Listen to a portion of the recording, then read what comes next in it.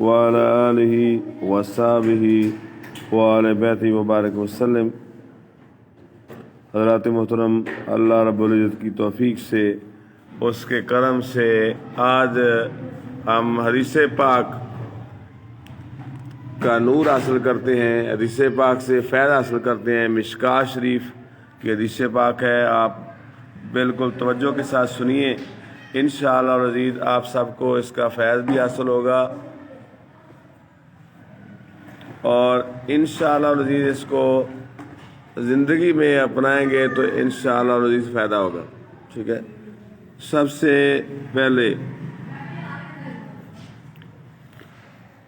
حضرت ابو ہریرہ رضی اللہ تعالیٰ عنہ، یہ حدیث نمبر ہے 536، میں نے اپنے پیج الحدیث میں لکھ بھی دی ہے، تو حضرت ابو ہریرہ برکت کے لیے لکھی ہے۔ حضرت ابو ہریرہ رضی اللہ تعالیٰ عنہ فرماتے ہیں کہ حضور پاک صلی اللہ علیہ وسلم نے فرمایا، قال رسول اللہ صلی عن ابی ہریرہ قال رسول اللہ صلی اللہ علیہ وسلم، واللہ انی لاستغفر اللہ واتوب الیہ فی الیوم اکثر من 70، رواہ البخاری۔ حضور پاک صلی اللہ علیہ وسلم نے فرمایا، خدا کی قسم البتہ میں اللہ سے دن میں 70 مرتبہ سے زیادہ استغفار کرتا اور توبہ کرتا ہوں۔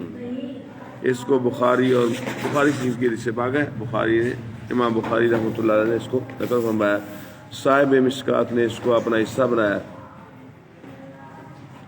وعن اغر المزنی رضی اللہ تعالیٰ عنہ فرماتے ہیں، اللہ کے محبوب رسول صلی اللہ علیہ وسلم ما قال رسول اللہ صلی اللہ علیہ وسلم انہ لیعان علی قلبی وانی لاستغفر اللہ فی اليوم 100 مرہ، کہ اللہ کے محبوب رسول صلی اللہ علیہ وسلم حقیقت حال یہ ہے کہ میرے دل پر پردہ کیا جاتا ہے، البتہ میں دن میں 100 مرتبہ استغفار کرتا ہوں۔ اس کو مسلم نے روایت کیا ہے اور نیچے شارح نے لکھا ہے، حضرت صلی اللہ علیہ وسلم کی ابدیت اور ذکر الہی کی شان یہ تھی کہ آپ صلی اللہ علیہ وسلم ہر آن خدا کی یاد میں محو رہتے، ایک لمحہ بھی خدا کی یاد سے غافل نہ ہوتے، مگر جو بشریتی تقاضے ہیں وہ آڑے آ جاتے تو اس وقت حضور پاک صلی اللہ علیہ وسلم اس کو بھی گناہ سمجھتے اور استغفار کرتے۔ حضرت ابو ذر رضی اللہ تعالیٰ سے روایت ہے، اللہ کے محبوب رسول صلی اللہ علیہ وسلم فرمایا، آپ اللہ تعالیٰ سے روایت کیا کرتے تھے ان روایتوں کے بارے میں جو اللہ تعالیٰ سے آپ روایت کرتے۔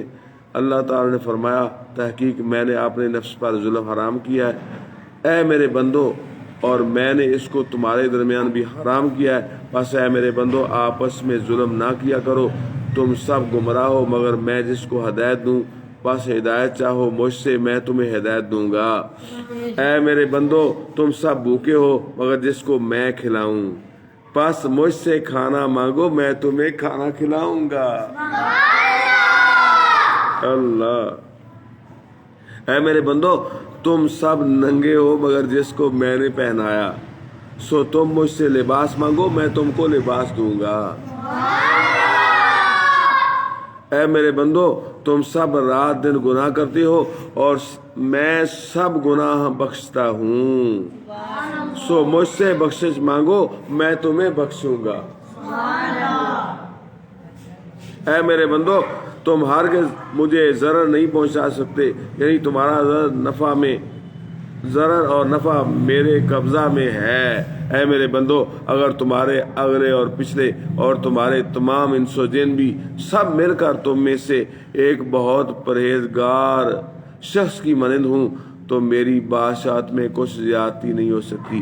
اے میرے بندو اگر تمہارے اگلے پچھلے اور انس و جن مل کر بھی بدترین فاسق و فاجر بن جائیں تو میری بادشاہت میں کوئی کمی نہیں آ سکتی۔ میں تمہاری طاعت و تعصب سے بے نیاز ہوں، اس کا نفع و ضرر تمہیں ہی پہنچتا ہے۔ اے میرے بندو اگر تمہارے اگلے پچھلے جن و انس تمام ایک میدان میں کھڑے ہو کر مجھ سے اپنی حاجتیں مانگیں اور میں سب کے سوال پورے کر دوں تو میرے پاس دین و دنیا کی دولتوں کے جو خزانے ہیں ان میں کوئی کمی نہیں آ سکتی مگر ایک سوئی کی برابر کہ اس کو دریائے شود میں ڈال دیا جائے۔ حقیقت یہ ہے کہ میں تمہارے اعمال یاد رکھتا اور تمہارے نامہ اعمال میں لکھ لیتا ہوں، پھر میں تم کو ان کا پورا پورا بدلہ دوں گا۔ پس جس شخص کو بھلائی حاصل ہو وہ اس پر اللہ کی حمد و ثنا کرے، اور اگر کوئی برائی پہنچے تو وہ اپنے نفسی کو ملامت کرے کہ وہ برائی اسی کی بدعمالی کا نتیجہ ہے۔ اس کو امام مسلم نے روایت کیا ہے۔ اللہ رب العزت مجھے اور آپ سب کو قرآن و حدیث کا فیض عطا فرمائے، قرآن و حدیث کا نور عطا فرمائے، اور یہ جو پیج ہم نے الحدیث جو ہے وہ لکھا ہے، اللہ رب العزت اس سے ہمیں دنیا میں بھی، قبر میں بھی، حشر میں بھی نفع عطا فرمائے۔ اللہ تعالیٰ آپ سارے بچوں کو بھی اس کا نفع عطا فرمائے جو آپ نے حضور پاک صلی اللہ علیہ وسلم کی حدیث پاک سنی۔ اللہ تعالیٰ آپ سب کو توبہ و استغفار کرتے رہنے کی توفیق عطا فرمائے۔ السلام علیکم ورحمۃ اللہ وبرکاتہ۔